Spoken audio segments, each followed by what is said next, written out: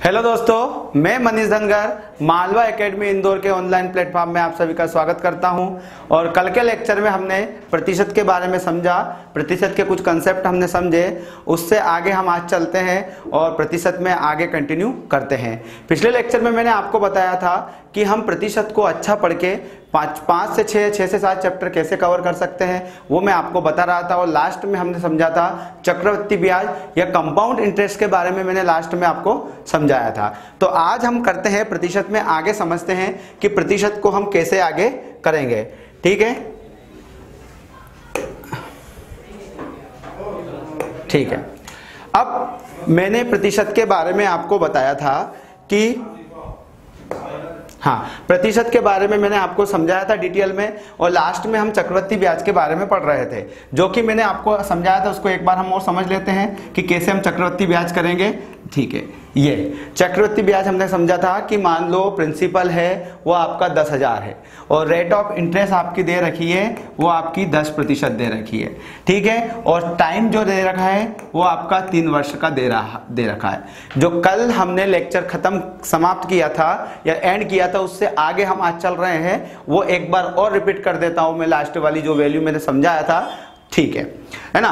तो सबसे पहले इसमें हम करते हैं 3 डंडे खींच लेते हैं। ठीक है, आपका रेट ऑफ इंटरेस्ट 10% है, टाइम आपका दिया हुआ है 3 वर्ष के लिए, और आपका जो प्रिंसिपल है या प्रिंसिपल अमाउंट है जो है पी, जो मूलधन बोलते हैं उसको, वो आपका 10,000 रुपए दे रखा है। ये चक्रवृद्धि ब्याज का तरीका है। और चक्रवृद्धि ब्याज निकालने का जो तरीका है, कोई फार्मूला नहीं करना, बस ये एक कंसेप्ट से आपके सारे क्वेश्चन सोल्व हो जाएंगे। चाहे क्वेश्चन कैसा भी दे रखे, वो इससे आपका सोल्व हो जाएगा।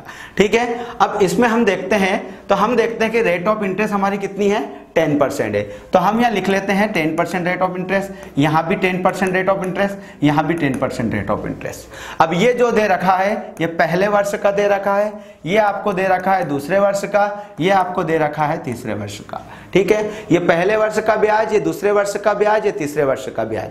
ठीक है, अब इसमें हम आगे चलते हैं कि हमको इसको करना कैसा है। हमको ऐसा करना होता है इसको, या तो इस 10% को 1/10 भी लिख सकते हैं हम, कोई दिक्कत नहीं, मैंने आपको समझाया ये। अब 10,000 का 10% कितना होता है, 10,000 का 10% होता है 1,000। तो पहले वर्ष का जो ब्याज हुआ वो आपका हुआ 1,000 रुपए। कितना हुआ, 1,000। ये हम सीधा निकाल सकते हैं। देखो, एक और चीज मैं बता देता हूं, परसेंट में जैसे हमको वैल्यू निकालना होती है। उदाहरण एक देता हूं मैं आपको, जैसे मैंने दिया कि 5,300 रुपए है, 5,300 रुपए हैं, और मैंने आपसे पूछ लिया बताओ 5,300 का 2% कितना होगा, या मैंने पूछ लिया 5,300 का 10% कितना होगा। तो ये क्या निकालेंगे, कैसे, आपको ये नहीं करना है 5,300 लिख लिया और उसका 10% निकाल लें। ये तरीका है, इससे निकाल सकते हैं, लेकिन इसमें कैलकुलेशन लेंदी हो जाएगा, हमको काटना पड़ेगा, ये लेंदी कैलकुलेशन हो जाएगा। हम कैसे करेंगे, हम कुछ नहीं करेंगे, हम सीधा करेंगे कि 5,300 मैंने लिख लिया।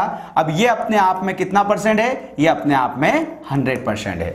ये अपने आप में कितना परसेंट है, 100% ये अपने आप में है। अब मैंने आपको बोला कि बताओ इसका 10% कितना होगा, इस 5,300 का 10% कितना होगा, ये आपको निकालना है। तो ये कैसे निकालेंगे, देखो इधर से एक जीरो काट दिया, इधर से भी एक जीरो काट दिया।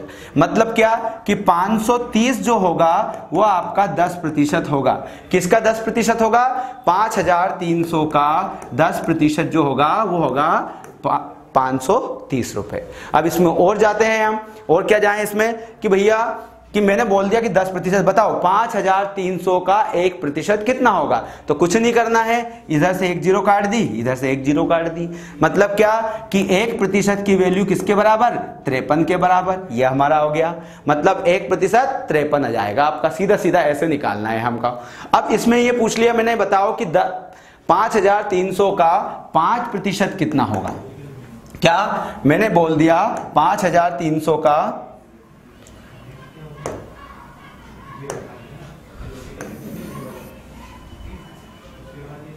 5,300 का 5% कितना होगा, ये निकालना है हमको। हाँ, अब मैंने बोल दिया कि 5,300 का 5% बताओ वो कितना होगा। तो 5300 का 10% कितना होगा?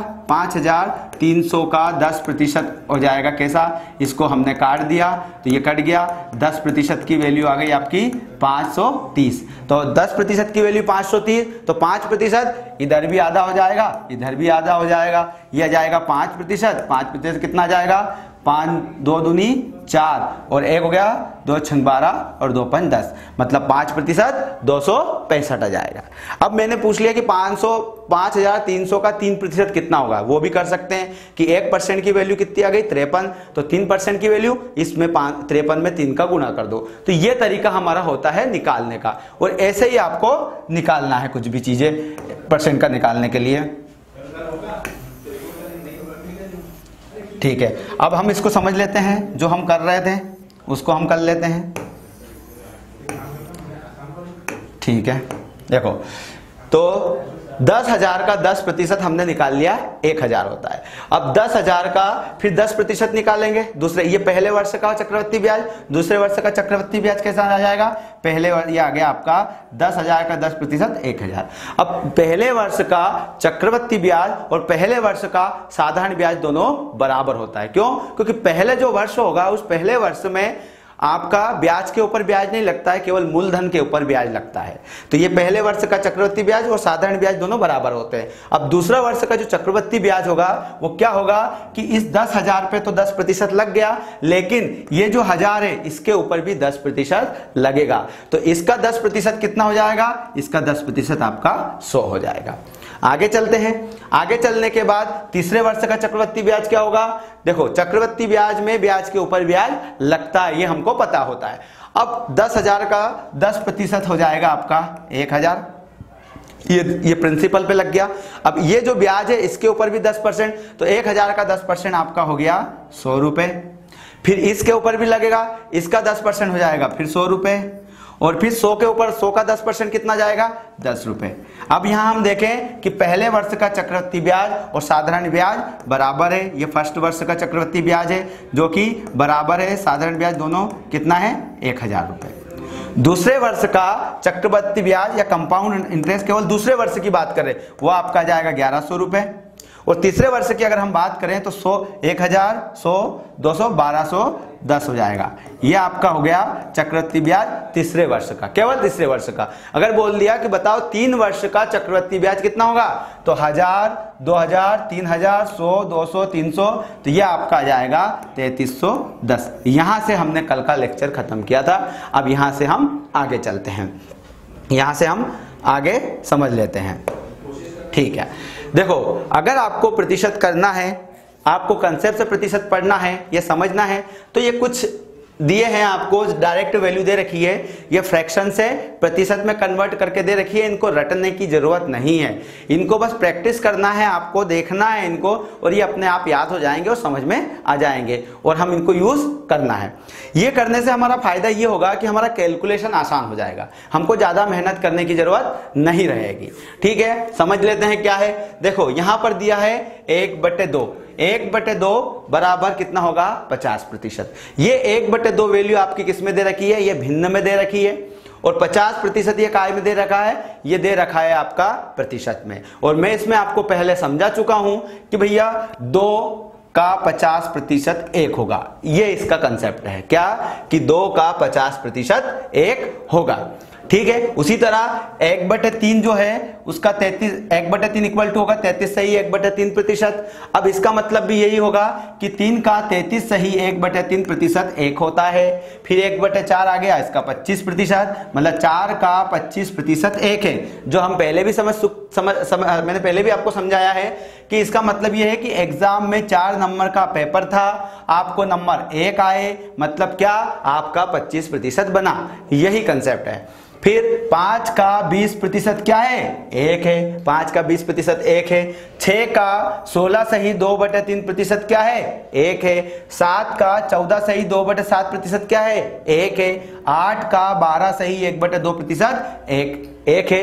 और 1/9 11 सही 1/9% होगा फ्रैक्शन में। 1/10 का 10%, 1/11 का 9 सही 1/11%, 1/12 का 8 सही 1/3%। जो एग्जाम में आपका जो क्वेश्चन रहेगा वो प्रतिशत में भिन्न में ही वैल्यू दे रखेंगे। वो पॉइंट में ना तो आंसर देंगे, ना ही ऑप्शन देंगे, और ना ही आपको क्वेश्चन में देंगे। तो हमको इनको भिन्न में ही याद करना है। 1/20 आ गया अपना 5%, 1/25 4%, 1/13 7 सही 9/13%, 1/14 7 सही 1/7%, 1/15 6 सही 2/3%, और 1/16 6 सही 1/4%। ये आपके कुछ कंसेप्ट हैं, इनको याद करना नहीं है, समझना है और देखना है और प्रैक्टिस करना है। और कैसे यूज करेंगे मैं आपको समझाऊंगा। चलते हैं अगली स्लाइड में। हाँ देखो, इस स्लाइड में आपके सामने एक क्वेश्चन दे रखा है, एक क्वेश्चन आपको दे रखा है। इससे पहले एक और चीज हम समझ लेते हैं, पीछे जाके एक और चीज समझ लेते हैं।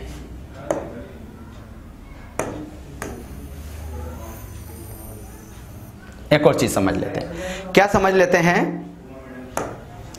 देखो, जो हमने समझा था कि जैसे हमारे पास आपका हुआ कि 11 सही 1/9%, 11 सही 1/9%। अब 11 सही 1/9% तो है, इसको हमको भिन्न में बदलना है। अगर आपको ये नहीं याद है कि 11 सही 1/9% को भिन्न में क्या बदलना है, तो 11 99 और 1 100, 100/9 ये आ गया आपकी प्रतिशत। अब प्रतिशत यहां से हटाते हैं तो ये क्या आ जाएगा 100/9 और इंटू 1/100, तो ये 100 से 100 कट गया, तो ये आ गया आपका 1/9। सीधा सीधा क्या कि 11 सही 1/9% की वैल्यू 1/9 हो जाएगी। ठीक है, ये हो गया। अब यहां पर एक चीज और होती है, एक चीज और समझने वाली ये होती है कि जैसे आपका कुछ आ गया 2/9, क्या आ गया 2/9 वैल्यू आ गई। अब मैंने आपको 2/9 का मान तो नहीं बताया, मैंने आपको किसका मान बताया, मैंने 1/9 का मान बताया। तो क्या करेंगे कि 2 को ऐसे लिखेंगे, 1/9 को अलग लिख लेंगे। ठीक है, ये लिख लिया हमने अलग। अब हम क्या करेंगे कि 1/9 की वैल्यू कितनी है, 1/9 की वैल्यू मैंने लिखा ही है, उसको देखना है। 11 सही 1/9, तो हमने लिख दिया 11 सही 1/9। अब इसका गुणा क्या करना है, हमको याद होना चाहिए। देखो 2 का गुणा 11, देखो इसको हम और आसानी से समझने के लिए हम ये कर दें कि हम इसको क्या लिख सकते हैं, हम इसको लिख सकते हैं, इधर समझा देता हूं। आपका है 2 इंटू 11 सही 1/9 ये दिया हुआ है, तो 2 इंटू इस 11 को हम ये लिख सकते हैं प्लस 1/9, ऐसा हम कर सकते हैं। क्यों? क्योंकि यहाँ कुछ नहीं है, मतलब यहाँ पर आपका प्लस होता है। अब इस 2 का गुणा इसमें कर दो, 11 दूनी 22, और फिर 2 का गुणा इसमें कर दो तो 2/9। अब इसको हम लिख सकते हैं 22 सही 2/9%। ये हमारा आ गया, किसकी वैल्यू आई है, 2/9 की वैल्यू है। किसकी आई, 2/9 की वैल्यू हो जाएगी 22 सही 2/9%। ऐसे ही आगे हम देखते हैं और समझते हैं कुछ चीजें। जैसे हाँ, जैसे मैंने लिखा 4/9, क्या लिखा 4/9 लिखा। अब 4/9 को हम देखते हैं, इस 4 को अलग कर दिया 1/9, और 1/9 की वैल्यू हमारी हमको पता है, 1/9 की वैल्यू कितनी है, 11 सही 1/9 है। ये प्रतिशत में आपकी है। ठीक है, अब प्रतिशत में हमको कन्वर्ट कर रहे हैं, तो 11 का डायरेक्ट 4 का गुणा 11 में कर दो तो कितना जाएगा 44 आ जाएगा। फिर 4 का गुणा इसे 1 में हो जाएगा तो कितना जाएगा 4 आ जाएगा। ये हमारी वैल्यू आ गई। मतलब अगर आपका कोई सा कैलकुलेशन में 4/9 आ रहा है, उसका मतलब कितना प्रतिशत होगा, उसका मतलब होगा आपका 44 सही 4/9% होगा। उसको हमको ऐसा करने की जरूरत नहीं है, 100 करो फिर 100 का डिवाइड करने की, तो ये डायरेक्ट हमारा हो जाएगा। एक और समझ लेते हैं हम। जैसे आपका 1/8 होता है 12 सही 1/2% होता है। कितना होता है, 1/8 की वैल्यू होती है 12 सही 1/2%। अब इसको हम क्या करना है कि जैसे मैंने लिख दिया 9/8, मैंने लिख दिया क्या 9/8।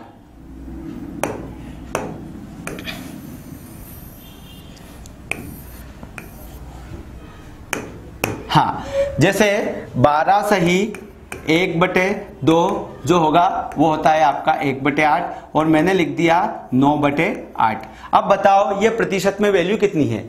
कि 9/8 प्रतिशत में कितना होगा, इसको हमको निकालना, तो कुछ नहीं करना है, इस 8 में 9 का भाग दिया तो कितना आगे बढ़ गया, 1 और 1 सही 1/8, 8 एकम 8 और 9, तो 9/8 हो सकता है। इसको ऐसे हम भिन्न में लिख सकते हैं।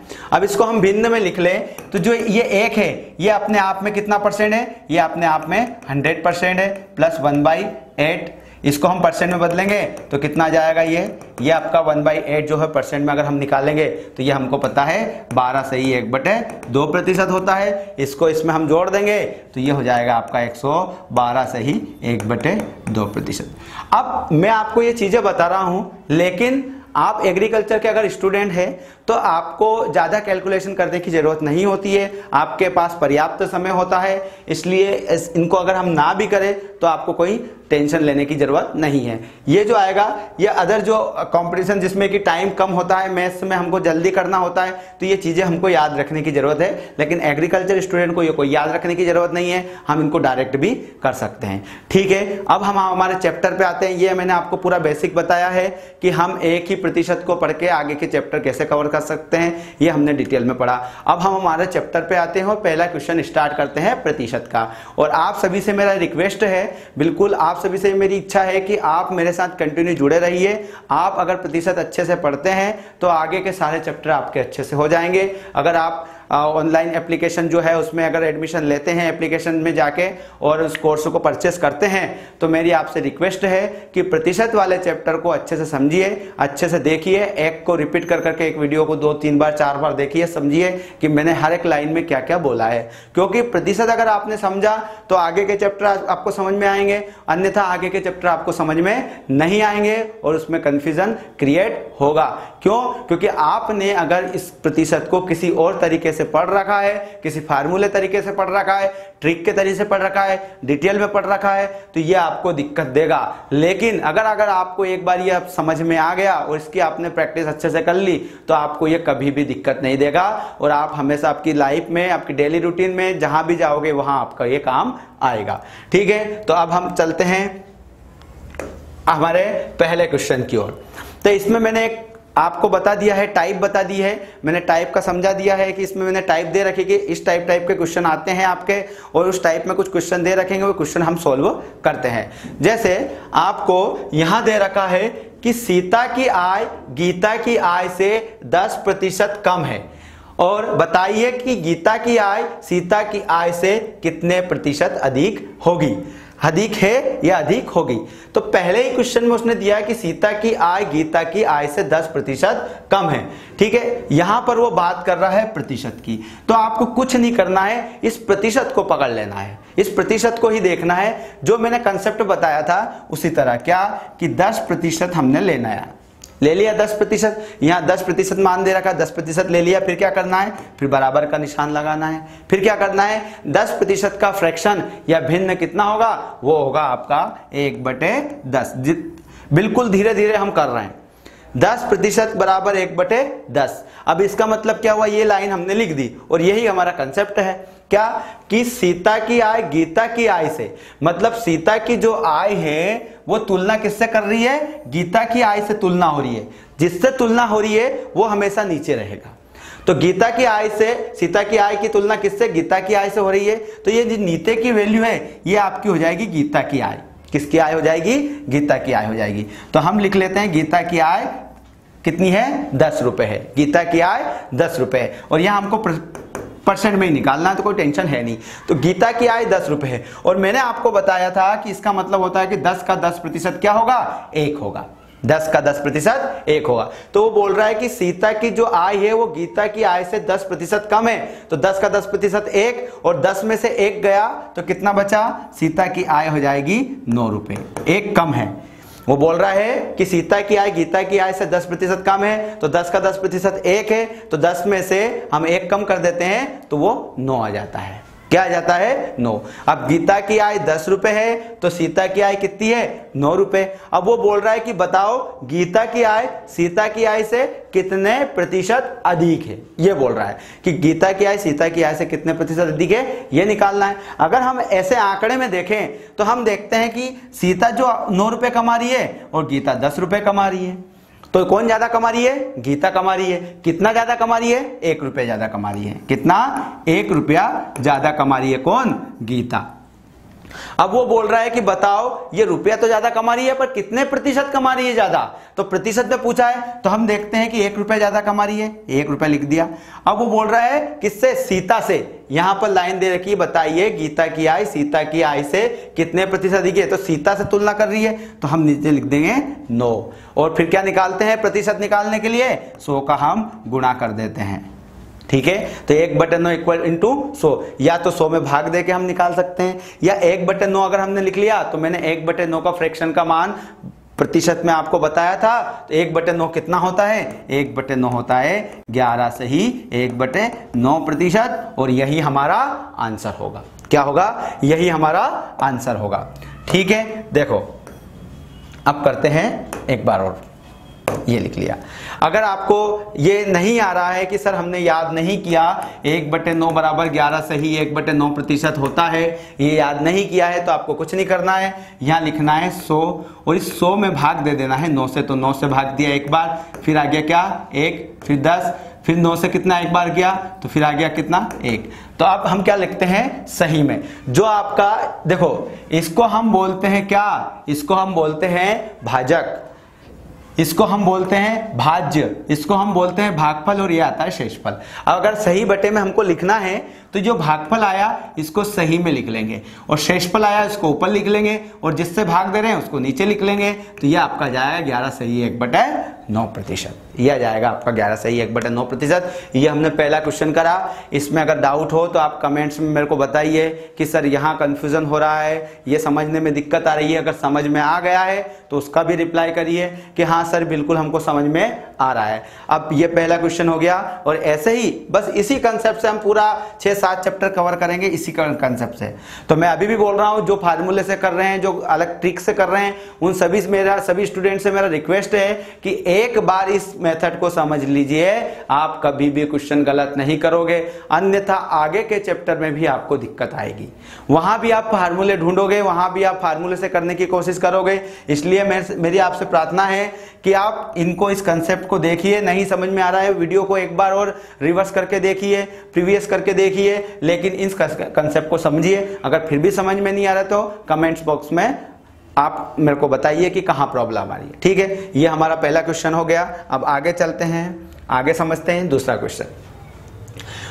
दूसरा क्वेश्चन है कि चीनी के मूल्य में 20%, चीनी का जो मूल्य है वो 20% घट गया। चीनी का मूल्य जो है 20% घट गया। ज्ञात कीजिए कि उपभोक्ता पहले जितने व्यय रहे, तो मतलब पहले जितना व्यय रहे, मतलब इसको समझेंगे हम, तो चीनी की मात्रा में कितने प्रतिशत की उसे वृद्धि हो जाएगी या होगी। देखो क्या है कि एक लड़का है, वो लड़का किसी दुकान पे 30 रुपए लेके गया। क्या लेके गया? 30 रुपए लेके गया। अब पहली बार चीनी के मूल्य एक फिक्स था, मान लो पहले चीनी का मूल्य था कुछ 10 रुपए या 20 रुपए जो भी था, वो 30 रुपए लेके गया और 20 रुपए मूल्य था। लेकिन तो वो चीनी की मात्रा मान लो 20 रुपए में कुछ लाएगा, जो भी भाव हुआ, तो वो 10 किलो लेके आया। कितना लेके आया? 10 किलो। देखो हम समझ लेते हैं। मान लो कि एक व्यक्ति है, उसको 30 रुपए दिए कि जाओ दुकान पे जाओ 30 रुपए का शक्कर या चीनी लेके आओ। तो वो पहले बार में गया, तो पहली बार में चीनी का जो मूल्य था वो कितना? 20 रुपए प्रति किलोग्राम था। क्या था? 20 रुपए प्रति केजी के भाव से चीनी का मूल्य था। अब 20 रुपए प्रति किलो था, तो हम मान लेते हैं इसको 40। तो वो कितनी चीनी लाएगा? वो 2 किलोग्राम चीनी लेके आएगा। अब बोल रहा है कि चीनी के मूल्य में वृद्धि हो गई। चीनी के मूल्य में वृद्धि हो गई मतलब कितना? 10% चीनी का भाव, मूल्य भाव इसका बढ़ गया। तो 10% बढ़ गया तो कितना हो गया? ये 22 हो गया। ये कितना हो गया? 22। अब क्या ये 2 किलो लेके आएगा क्या? 30-40 रुपए में 2 किलो चीनी लेके आएगा क्या? नहीं लाएगा। ये कुछ कम चीनी लेके आएगा। क्यों? क्योंकि उसके पास वह उतना ही होना चाहिए, पहले जितना ही उसको पैसा दिया जाएगा, लेकिन उसको आप क्या करेगा? वो चीनी को कम लेके आएगा। क्यों? क्योंकि भाव बढ़ चुका है चीनी का।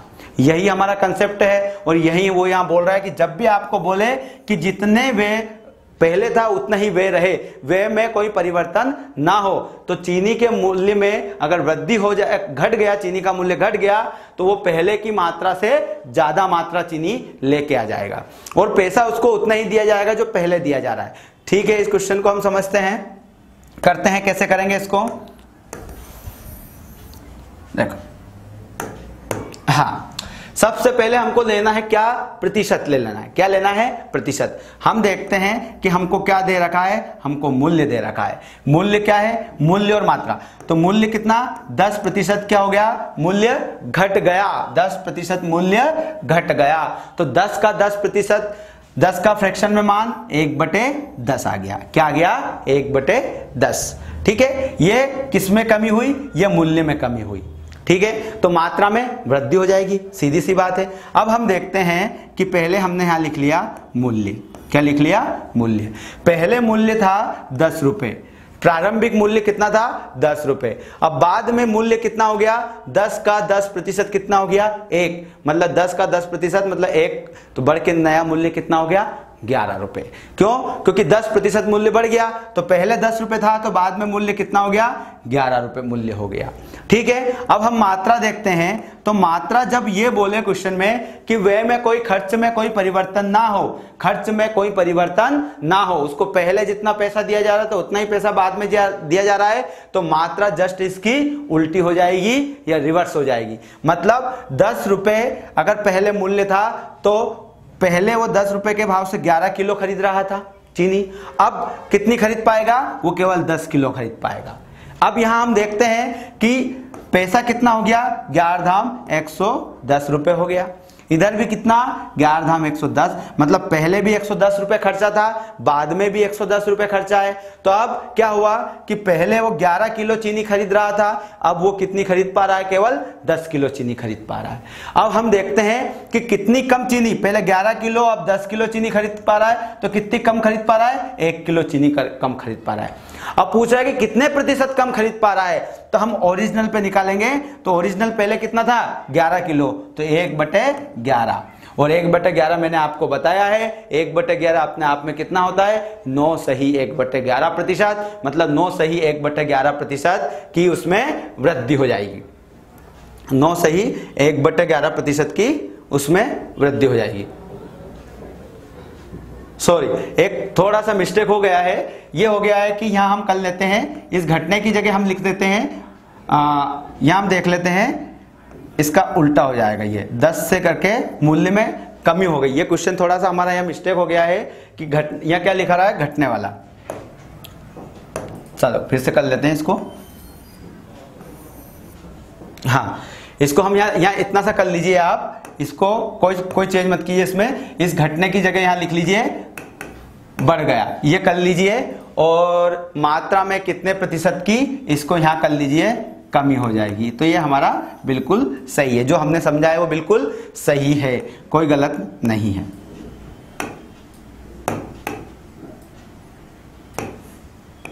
हाँ, पूरा हमारा बिल्कुल समझा हुआ सही है, कोई दिक्कत नहीं है। ये हमारा ऐसा क्वेश्चन हो जाएगा। बस यहां देख लीजिएगा, ये बढ़ गया है, और यहां लिख देगा कमी हो जाएगा। ठीक है, आगे चलते हैं। हाँ, अगला क्वेश्चन हमको दे रखा है कि रहीम की ऊंचाई करीम से 50% कम थी। रहीम की ऊंचाई करीम से 50% कम थी, तो ज्ञात कीजिए करीम की ऊंचाई रहीम की ऊंचाई से कितने प्रतिशत अधिक होगी। सीधा सीधा क्वेश्चन है, वही करना है कि रहीम की ऊंचाई करीम से 50% कम थी। किसकी, रहीम की कम थी, किससे, करीम से। तो करीम से तुलना कर रहा है, तो 50% हम लिखते हैं, तो 50% का फ्रैक्शन हो जाएगा आपका क्या, 1/2। 50% का फ्रैक्शन क्या आ जाएगा, 1/2। अब हम देखते हैं कि रहीम की ऊंचाई करीम से, तो ये ऊंचाई किसकी हो जाएगी, करीम की। करीम की ऊंचाई आपकी हो जाएगी 2 मीटर। मान लेते हैं कि करीम की ऊंचाई 2 मीटर। तो ये बोल रहा है कम थी, तो 2 का 50% क्या हो गया, 1, तो 1 कम हो जाएगी, तो रहीम की ऊंचाई कितनी हो जाएगी, कम होके 1 हो जाएगी। अब वो बोल रहा है कि ज्ञात कीजिए करीम की ऊंचाई रहीम की से कितने प्रतिशत अधिक होगी। मतलब इस करीम की इससे कितनी अधिक होगी, हम देखते हैं कितनी अधिक है, 1 अधिक है। अब यहां पर बात कर रहा है किससे, रहीम से कितने प्रतिशत, तो नीचे रहीम की कितनी हो जाएगी 1 × 100 करेंगे तो इसका आंसर हो जाएगा अपने आप में 100%। ये हमारा आंसर हो जाएगा, ये हमारा आंसर हो जाएगा 100%। ठीक है, ये कर लीजिएगा। एक बार और समझ लेते हैं। रहीम की ऊंचाई करीम से 50% कम थी। करीम से तो 50% लिखा हमने। अब किससे, करीम से बोल रहा है तो नीचे जो है ये ऊंचाई किसकी हो जाएगी, ये करीम की हो जाएगी, 2 हो गई। तो 2 का 50% 1 है तो कम होकर कितनी, रहीम की कितनी हो गई, 1 हो गई। अब वो बोल रहा है कि ये बताओ कि करीम की ऊंचाई रहीम से कितने प्रतिशत अधिक है। तो यहां हम देखते हैं कि 1 अधिक है, किस पे, इस 1 पे, तो 1 का 1% ये हम निकालते तो ये अपने आप में हो जाएगा 100%। ठीक है, आगे चलते हैं हम। ठीक है, यहां तक हमारा समझ में आ गया। हमने पिछला क्वेश्चन जो समझा है कि रहीम की ऊंचाई और करीम की ऊंचाई वाला हमने पूरा डिटेल में समझ लिया है। अगला क्वेश्चन हम समझते हैं और ये हमारा लास्ट क्वेश्चन है आज का, और बाकी हम कल करेंगे। ठीक है, तो देखो यहाँ पर आपको दे रखा है कि 2 राशियों के गुणनफल में एक राशि 30% क्या हो जाती है, कम हो गई, तो दूसरी राशि को कितने प्रतिशत बढ़ाया जाए कि गुणनफल में कोई परिवर्तन ना हो। अब इस क्वेश्चन को हम समझ लेते हैं, आप सभी इसको एक बार पढ़ लीजिएगा कि 2 राशियों के गुणनफल में एक राशि 30% कम हो गई, दूसरी राशि को कितने प्रतिशत बढ़ाया जाए कि गुणनफल में कोई परिवर्तन ना हो। ठीक है, इसको हम समझ लेते हैं कैसा। वो ये कहने का मतलब है कि 2 राशि मतलब कैसी, कि हमने ले ली 20 और 20 के बाद हमने ले ली क्या, यहां पर 40। अब 20 और 40 का गुणा आपका कितना होगा, 4 दूनी 8 मतलब 800। अब उसका कहने का मतलब ये है कि पहली राशि को उसने क्या कर दिया, इसको बढ़ा दिया, कितना, 30% उसने इसको बढ़ा दिया। अब 20 का 30% कितना होगा, 10% आपका होगा, इसका 2 और 30% हो जाएगा 6, तो मतलब बढ़ के ये कितनी हो गई, 26 हो गई। अब वो बोल रहा है कि गुणनफल 800 ही होना चाहिए, तो इस 40 को कितने प्रतिशत कम किया जाए। उसका कहने का मतलब है कि इसको कितना प्रतिशत कम किया जाए कि बराबर 800 ही हमारा प्राप्त हो। देखो क्या कि 2 राशियों के गुणनफल में एक राशि 30% कम की गई, पहली राशि को हमने कम किया गया, तो दूसरी राशि को कितना प्रतिशत बढ़ाना होगा कि उसके गुणनफल में कोई परिवर्तन ना हो, कोई परिवर्तन ना हो। ये होगा क्या कि पहली राशि को, तो हम समझ लेते हैं, हम कर लेते हैं कि पहली राशि को उसने 30% कम किया गया, तो दूसरी राशि को कितना प्रतिशत बढ़ाना होगा।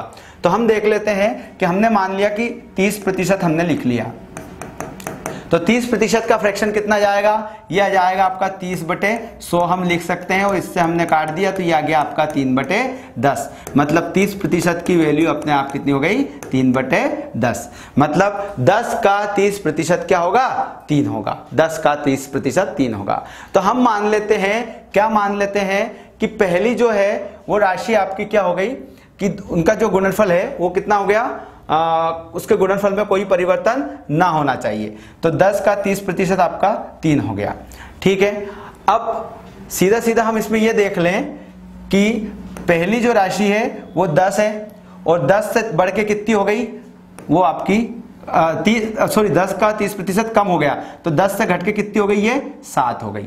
गुणनफल पहली जो राशि है वो 10 से घट के 7 हो गई। अब वो बोल रहा है कि गुणनफल में कोई परिवर्तन ना हो। ये उसी की तरह है कि चीनी के मूल्य में 20% की कमी की गई तो उसकी मात्रा में कितने प्रतिशत की वृद्धि हो जाएगी अगर उसके खर्च में कोई परिवर्तन ना हो। जब बोल रहा है कि खर्च में परिवर्तन ना हो या बोल रहा है कि गुणनफल में कोई परिवर्तन ना हो, तो सीधा सीधा इसका उल्टा कर देंगे कि ये जो है पहली संख्या 10 से बढ़ के 7 हो गई, 10 से घट के 7 हो गई, तो दूसरी संख्या क्या हो जाएगी, 7 से बढ़ के कितनी हो जाएगी, 10 हो जाएगी। दूसरी संख्या 7 से बढ़ के 10 हो जाएगी। अब 7 से बड़ी कितनी बड़ी, 3 बड़ी, कितने पे, इस ओरिजिन पे निकालते हैं, तो 3/7, और 3/7 हम डायरेक्ट भी कर सकते हैं, यहां भी निकाल के सकते हैं कि कितना प्रतिशत होगा, ये होगा प्रतिशत। देखो कैसे निकालेंगे कि 3/7 जो निकालेंगे, हमने पढ़ा था कि 1/7 जो हमारा होता है वो होता है आपका 14 से ही 2/7% होता है अपने आप में। तो 3 का गुणा कर दो तो 14 तिया 42 हो जाएगा और 3 दूनी 6, तो ये हमारा आंसर आ गया 42 सही 6/7%। ये तो हमने इस तरीके से निकाल लिया। अब हमको पता है कि सर हमको ये याद नहीं है कि 1/7 क्या होता है, तो सीधा सीधा ये कर लो, क्या कर लो कि 300 हो जाएगा और 7 से इसमें भाग दे दो। अब भाग देना तो आपको पता ही होगा, 7 से हम भाग देते हैं तो 7 चौक 28 आ गया, यहाँ आ गया 28 बचा 2, फिर ऊपर से उतारा 2, फिर 7 दूनी 14 आ गया, तो बचा कितना 6। अब इसको सही बटे में हम लिख ही सकते हैं, क्या लिख सकते हैं, इसको हम लिख सकते हैं कितना का 42, यह जाएगा अपने आप में कितना 42, और इसको यहाँ पर लिखते हैं 6 और बटे में कितना जाएगा 7। यह आ गया हमारा आंसर, ये हमारा डिटेल में आंसर हो गया। ये हमारा लास्ट क्वेश्चन था, इसको हम एक बार और समझ लेते हैं, एक बार और कर लेते हैं और फिर यहाँ आज की क्लास यहीं पर खत्म करते हैं या एंड करते हैं। देखो क्या हुआ, उसने बोला है कि इसको हटा के उसने बोला है कि एक संख्या है, दो संख्याओं का हमने आपस में गुणनफल किया, तो क्या हुआ कि एक संख्या जो है वो घट के कितनी घटी, वो 30% घट गई। तो ये बताओ कि दूसरी संख्या को कितने प्रतिशत बढ़ाया जाए कि उनका गुणनफल अगर हम करें तो वही जो पहले जो आ रहा था उनके गुणनफल में आंसर, वही आंसर आना चाहिए। तो सीधा सीधा बात है कि 10 से घट के, देखो हमने लिखा कि 30% घटी, तो 30% का कितना जाएगा 3/10, 3/10 आ गया फ्रैक्शन। अब 3/10 आ गया तो 10 का 30% कितना होगा 3, तो 10 में से 3 गया तो 10 से घट के वो संख्या कितनी हो गई 7 हो गई।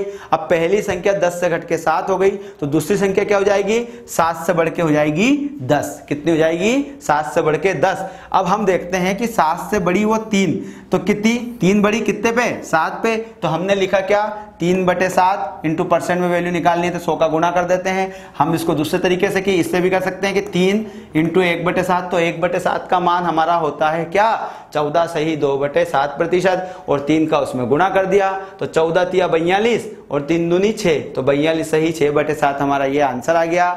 या फिर अगर आपको ऐसा नहीं आ रहा है तो 300/7, तो 300 में हमने 7 से भाग दे दिया, 7 से भाग दिया तो 7 चौक 28, यहाँ 4 आ गया, फिर बचा कितना 2 ऊपर से उतारी 0, तो 7 दूनी 14 आ गया, बचा 6, यह आ गया आपका 42 सही 6/7%।